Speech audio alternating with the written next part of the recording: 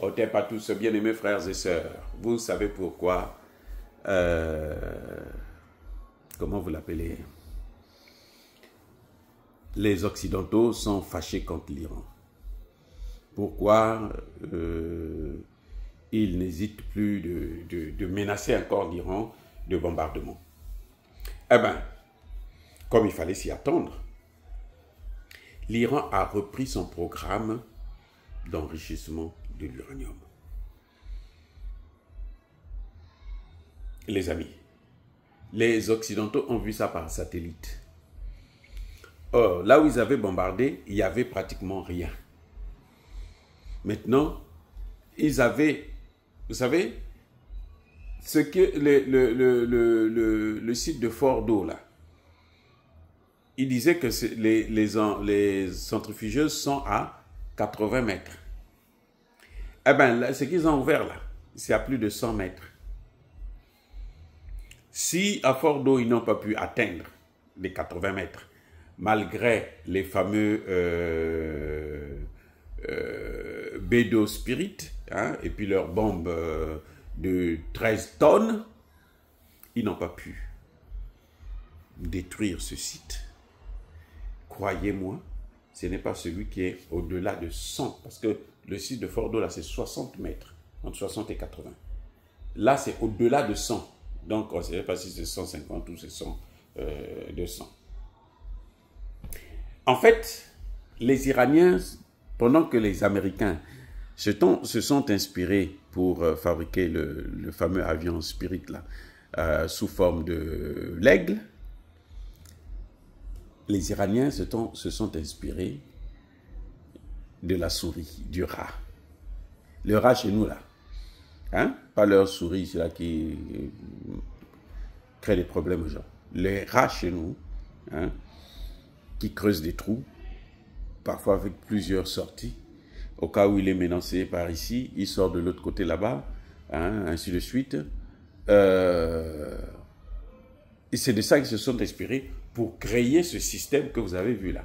Ils ont donné une petite partie à l'Iran, hein, une autre partie d'ailleurs même dans la bande de Gaza. Et c'est pour ça d'ailleurs que jusqu'à aujourd'hui, Netanyahou, malgré tous les bombardements, il est obligé d'aller attendre les Palestiniens devant les camions de nourriture humanitaire de l'ONU et autres pour les avoir. Mais toujours est-il que, vous savez, les otages, ils n'arrivent pas à les avoir parce qu'ils sont dedans. C'est ce système-là qu'ils ont réouvert et ils ont commencé à refaire encore. Et le directeur général, Raphaël Grossi, de l'Agence internationale à l'énergie atomique, est en train de pleurer partout. Et Emmanuel Macron a intimé et intimidé, a tenté d'intimider l'Iran pour que l'Iran puisse livrer ces sites-là encore, donner ça aux Européens. C'est-à-dire que je ne comprends pas. Je ne comprends pas. Mais les Iraniens sont très forts, il faut le reconnaître maintenant. Ils sont très avancés. Je vous ai déjà dit que les Iraniens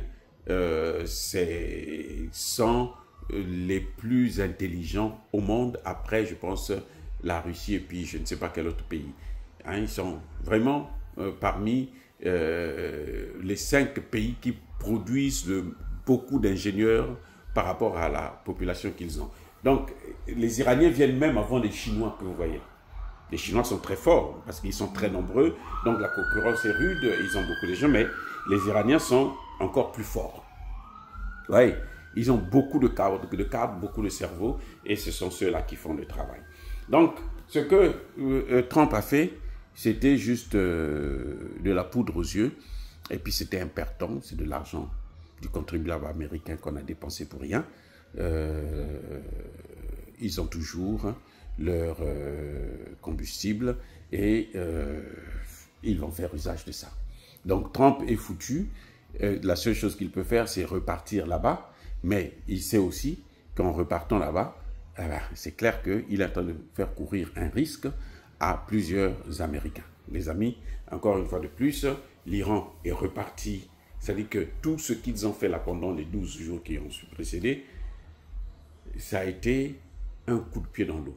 L'Iran est reparti dans la recherche dans l'enrichissement de l'uranium.